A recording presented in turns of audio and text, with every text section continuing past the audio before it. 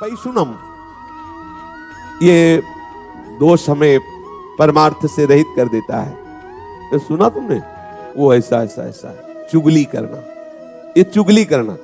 कुछ ऐसे महापुरुष जन हैं कि जिनको बड़ा आनंद आता है, कभी कभी ऐसा अवसर मिला तब लगता है कितनी रुचि से किसी की निंदा की जाती है, कितनी रुचि से बात की जाती है, और बार बार उनको हटा के भगवत वार्ता करो, चुप रहो, सुनो। वो ऐसा उनको इतना सुख मिलता है मानो उनको चक्रवर्ती सम्राट पद पे अभिषेक मिल जाएगा इस बात से। देखो, अपने परमार्थ मार्ग के साधक हैं, अपनी कोई निंदा करे तो उसकी भी हमें निंदा नहीं करनी, उसके द्वारा जो हृदय में जलन होती चुपचाप सह लेना है, पर किसी की निंदा नहीं करना। कोशिश करो किसी और की निंदा आपको सुनने को न मिले, कोशिश करो आपको अपनी निंदा सुनने को मिले। कोई निंदा कर रहा है तो आप कान को कहो सुनो, क्योंकि अब जलेगा हृदय ना, और जब हृदय जलेगा तो फिर सही हो जाएगा। अगर अपनी निंदा हो रही तो कान में उंगली मत डालना, जरूर सुनना, लेकिन जब किसी की निंदा होने लगे तो कान में उंगली डाल लेना। जब अपनी प्रशंसा होने लगे तो कान में उंगली डाल लेना, जब दूसरे की प्रशंसा हो रही तो उंगली हटा लेना, तो अंदर तुम्हें पता चलेगा कि क्या है तुम्हारी स्थिति। दूसरे की प्रशंसा सुनकर आनंदित होना, ये हमारे साधुता के मार्ग में लाभदायक है। अपनी प्रशंसा सुन करके हृदय में सकुचाहट आ जाना, मैं अधम ये कैसा, यह है परमार्थ का स्वरूप। अपनी निंदा सुन करके आनंदित होला, देखो प्रभु ये ठीक कह रहे, ऐसा ही मैं हूं। दूसरे की निंदा जब बात हो तो कान में उंगली डाल लो, नहीं नहीं हमें नहीं सुनना। बोलना तो है ही नहीं किसी के विषय में, पर चर्चा ही हमें दोष से युक्त कर देती है। भगवत चर्चा छूटी, जहां किसी की चर्चा तहां कोई न कोई अपराध बन जाएगा, वाणी का अपराध बन जाएगा, हम निंदा कर बैठेंगे। ये दूसरे की बातें देखी सुनी चुगली करना है, बिल्कुल ठीक नहीं है।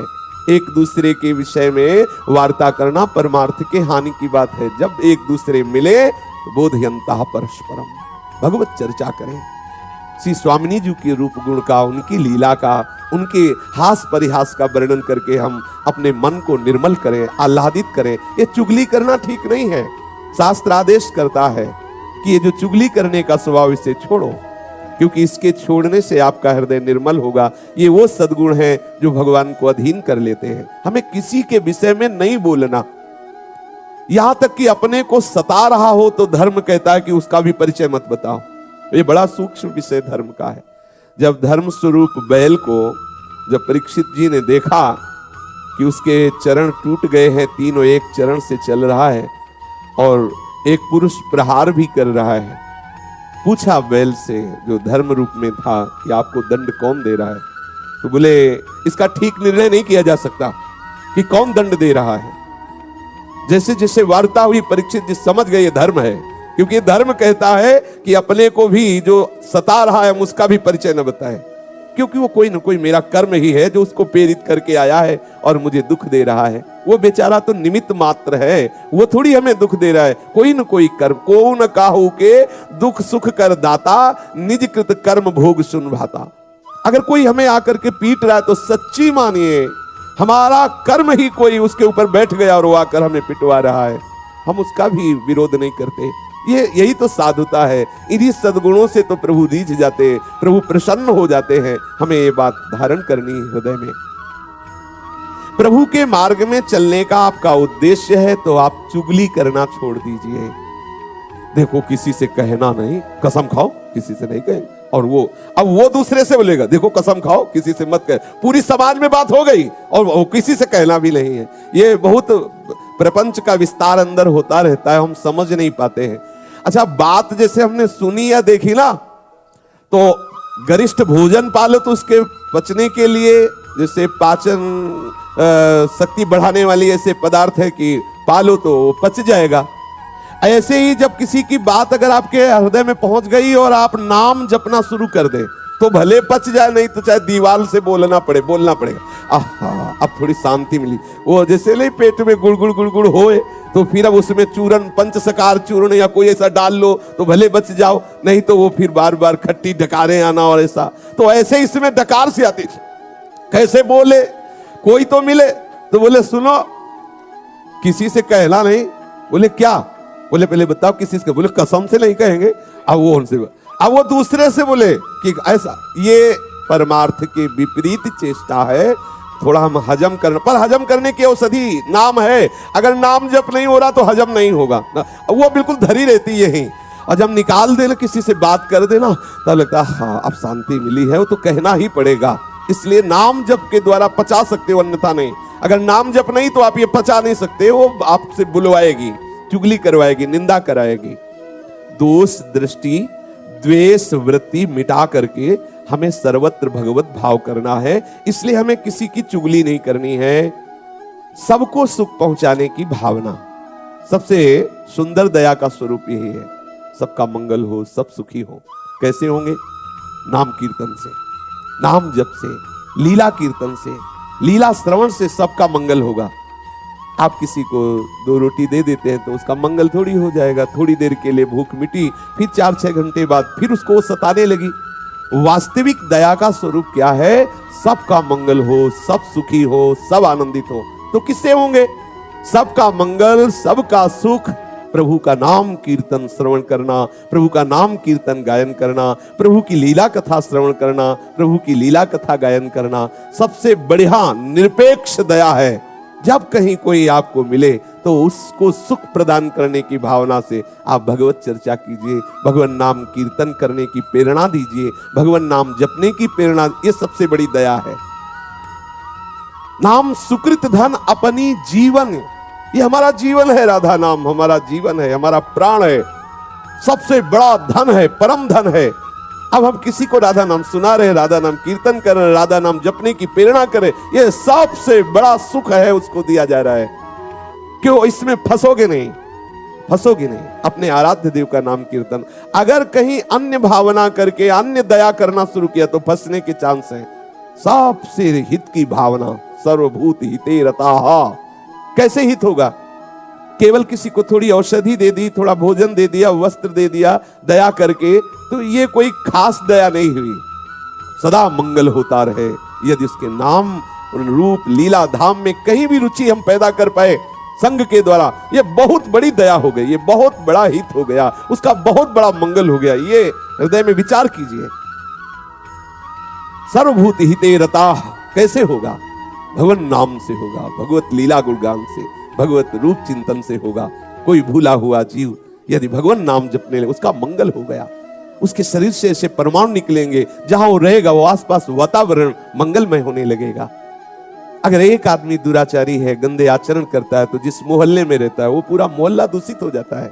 उसके वातावरण से वो सब दुखी होने लगते हैं। एक महात्मा जहां रहता है तो वो क्षेत्र आनंदमय होने लगता है, क्योंकि उसका प्रभाव सबके पाप का नाश करके आनंद प्रदान करता है।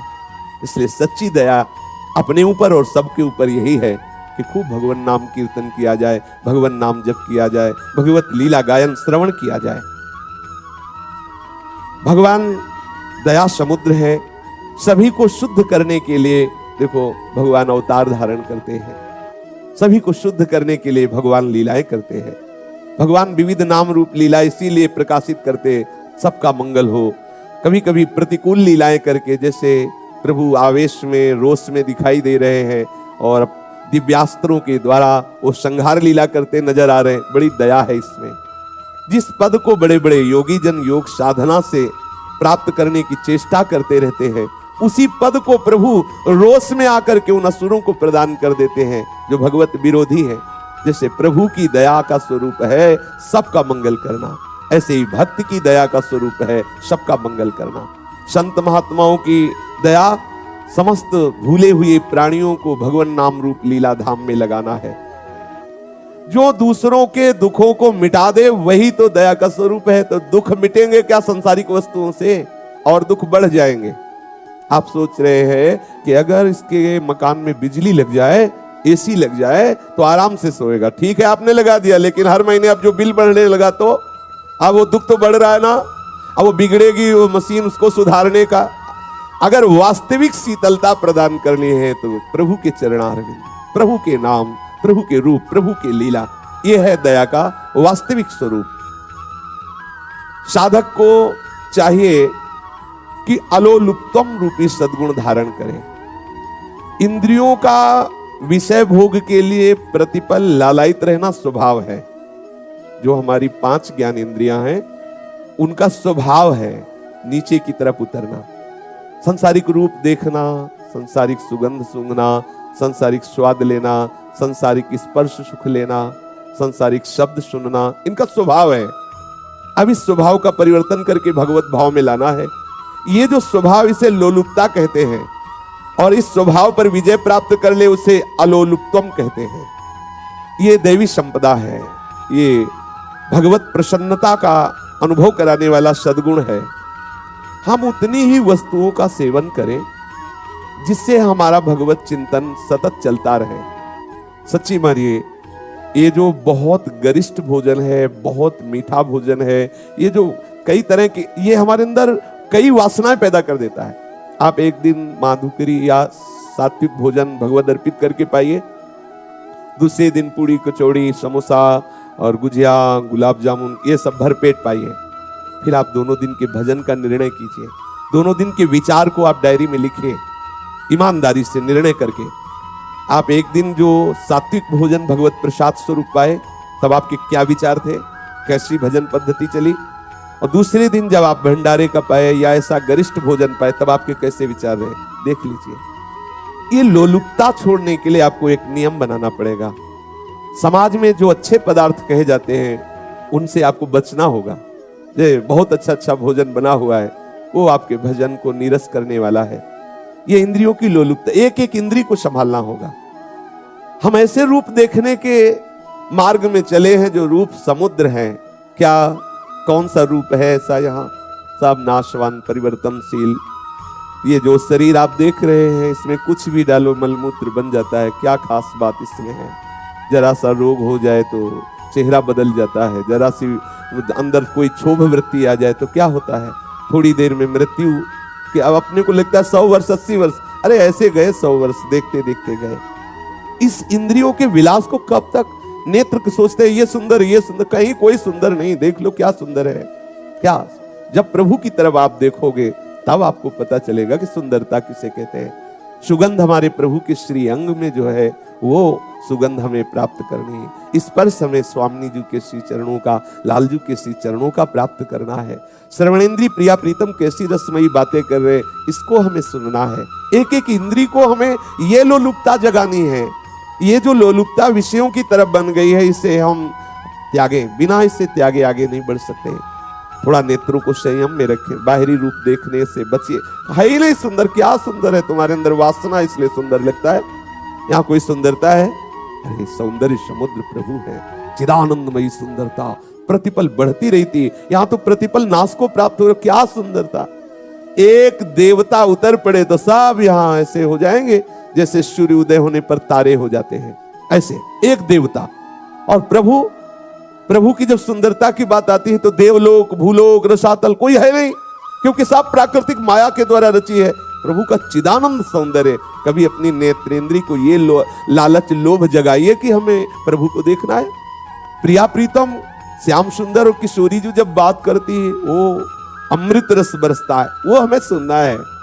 प्रिया प्रीतम का स्पर्श, प्रिया प्रीतम की गंध, प्रिया प्रीतम का उच्छिष्ट, हमें प्रत्येक इंद्रियों में ये लालच पैदा करना है। इसी लालच के बल से हम विषय लोलुपता का त्याग कर पाएंगे, इसी बल से कर पाए। अगर ये लालच नहीं जगाया आप तो लगेगा कैसा क्या जीवन। कह रहे हैं अच्छा ना खाओ, ऐसा ना करो, वैसा। अरे जितने दिन का जीवन मिला है मौज लो, मौज आनंद। ये इधर मौज है, इधर मौज है। बड़ी मौज वालों को देखा है नाली में गिरे हुए पड़े, मौज है उसके नाली में पड़े। एक इतनी नाली थी हितधाम के सामने, तो एक शराबी भगवान के दर्शन हुए। ऐसा लग रहा था जैसे बहुत बड़ी धारा को पार करना हो। ऐसे कदम बढ़ाते फिर खड़े हो जाते, फिर बढ़ाते फिर आखिरकार उसी में गिर गए पार में। ये है मौज, ये मौज है भाई, सावधान, ये मौज गिराने वाली है। आइए प्रिया प्रीतम के अनुराग रस में। वास्तविक तुम्हारे मन की मांग प्रिया प्रीतम है, चिदानंद प्रेम धाम है। इधर आप गए तो विचलित होते चले जाएंगे, क्लेशित होते चले जाएंगे, फंसना ही है। कहीं भी आनंद नहीं, खोज के देख लीजिए। बहुत जन्म खोजते रहे, आज हमें अवसर मिला है आनंद समुद्र प्रभु की तरफ चलने का। तो अपनी 5 ज्ञानेंद्रियों को मन सहित प्रभु के चरणों का लालच बढ़ाइए, लोभ बढ़ाइए। मार्दवम, बिना कारण दुख देने वालों और वैर रखने वालों के प्रति भी हृदय में कठोर भाव ना लाना। उनके प्रति भी कोमल बर्ताव रखना मार्दव कहलाता है। ये कोमल बर्ताव तभी रहेगा जब ये विचार करेंगे कि बेचारा ये क्या कर सकता है, गुणों से प्रेरित है, प्रेरित होकर ऐसी चेष्टा कर रहा है। ये बहुत नीची धरा का चिंतन है। ये बेचारा जो हमें गाली दे रहा है, निंदा कर रहा है, मारा गया है, माया के द्वारा इसकी बुद्धि हरण कर ली गई है, इसलिए ऐसा कर रहा है। ये बहुत नीची धरा का। उत्तम धरा का है कि मेरे प्रीतम ही इस रूप में, इसलिए कोमलता बनी रहेगी। दो विचार, यदि आप प्रीतम भाव नहीं रख पा रहे तो बेचारा है। वो बातुल भूत दिवस मतवारे, ते नहीं बोले ही वचन विचारे, है ही नहीं उनके अंदर ज्ञान विवेक ही नहीं कोई विचार की बोल सके। इसलिए जैसे छोटा बच्चा है, अपने को गाली देने लगे, कुछ ऐसा प्रतिकूल करने लगे तो हमारे अंदर तत्काल भाव आता है कि बच्चा है, तत्काल भाव आता है। तो ये सब बच्चे हैं। अज्ञान की धरा में ये भगवान को भी गालियां देते हैं, शास्त्रवेत्ता ब्रह्म ऋषियों की भी निंदा करते हैं, प्रेमियों की भी निंदा कर, बेचारे हैं, बच्चे हैं। इस भाव से या मेरे प्रीतम है, हृदय कठोर नहीं होना चाहिए। मार्दवम रूपी सद्गुण, कोमलता बनी रहे। जैसे अपना बच्चा अपने साथ कठोर व्यवहार करे तो हम क्या करते हैं, दुलार ही करते हैं, बच्चा है। जैसे अपने किसी अंग से अपने को चोट लग जाए तो हम क्या करते हैं, हमारी ही गलती से हमें लग गया, तो ऐसे हम सोचते हैं हमारी कोई गलती रही होगी पूर्व में, उसका परिणाम इसके द्वारा दिया जा रहा है। इसलिए हम कठोर हृदय ना हो, हमारा हृदय सदैव कोमल बना रहे। उपासक को हृदय में सबके प्रति कोमलता का भाव रखना आवश्यक है। कोई भी कठोर बर्ताव हमारा नहीं होना चाहिए। कोमलता जब आपके हृदय में रहेगी तो प्रिया प्रीतम आके विराजमान हो जाएंगे। ध्यान रखना, हृदय को कोमल बनाना है। कोमल हृदय सरस होता है, सरस कोमल हृदय में ही प्रिया प्रीतम विराजते हैं, कठोर हृदय नहीं। सब महापुरुष एक स्वर में आदेश करते हैं यही, कबहू कठोर न होई, कोमल चित सब सो मिले, कबहू कठोर न होई। सबसे कोमल व्यवहार, कोमल भावनाएं, हमारे अंदर कठोरता स्पर्श न करे, क्योंकि मुझे संभालना, मेरे हृदय में प्रिया प्रीतम आने वाले हैं। रसिक शेखर नौ किशोरी किशोर सुकुमारता की रास जुगल सरकार पधारने वाले हैं। जैसे हम लीप पोत के आंगन और सुंदर आसन की रचना करते हैं कि भाई गुरुदेव पधार रहे हैं, कोई महापुरुष पधार रहे हैं। अगर थोड़ा भी कूड़ा आने की संभावना होती है तो हम उसे रोकने की चेष्टा करते हैं कि यहाँ गंदा ना होने पावे। ऐसे ही हमारा हृदय अब प्रिया प्रीतम के लिए, प्रिया प्रीतम पधारेंगे। हम अपने हृदय को कोमल रखें, क्योंकि इतने सुकुमार प्रिया प्रीतम विराजेंगे। कठोर हृदय ना होने पावे, ये किसी के प्रति ना होने पावे, क्योंकि हम बर्ताव किसी के प्रति कठोर करेंगे तो हमारा हृदय कठोर होगा ना। कठोर हृदय में हमारे सुकुमारी किशोरी किशोर थोड़ी आएंगे। इसलिए हमें हृदय एकदम द्रवित रखना है, कोमल रखना है, सरल स्वभाव रखना है। कठोरता हृदय में आने न पावे, सावधानी रखनी है। ह्री, शास्त्र और लोक मर्यादा के विरुद्ध काम करने पर जो एक लज्जा होती है, एक संकोच होता है, उसे ह्री कहते हैं। ये आपको अशुभ आचरणों से बचाएगी। अगर हम ऐसा करेंगे तो हम साधक हैं, हम उपासक हैं। क्या होगा, शास्त्र विरुद्ध आचरण, लोक में निंदा, नहीं, ऐसा नहीं होना चाहिए। मेरे द्वारा ये नहीं होना। मैं ये नहीं खा सकता क्योंकि साधक हूं, मैं ये नहीं देख सकता क्योंकि साधक हूं, मैं ये ऐसा आचरण नहीं कर सकता, साधक हूं, उपासक हूं। ये लज्जा होना, ये संकोच होना, ऐसा विचार होना ना, ये विरुद्ध आचरण नहीं करो, समाज क्या कहेगी, ये विचार आना। ऐसा प्रभु को क्या सोचेंगे, देखो मेरा शरणागत है, क्या कर रहा है, नहीं मुझे ऐसा नहीं करना। लज्जा होना, ये ह्री सद्गुण है।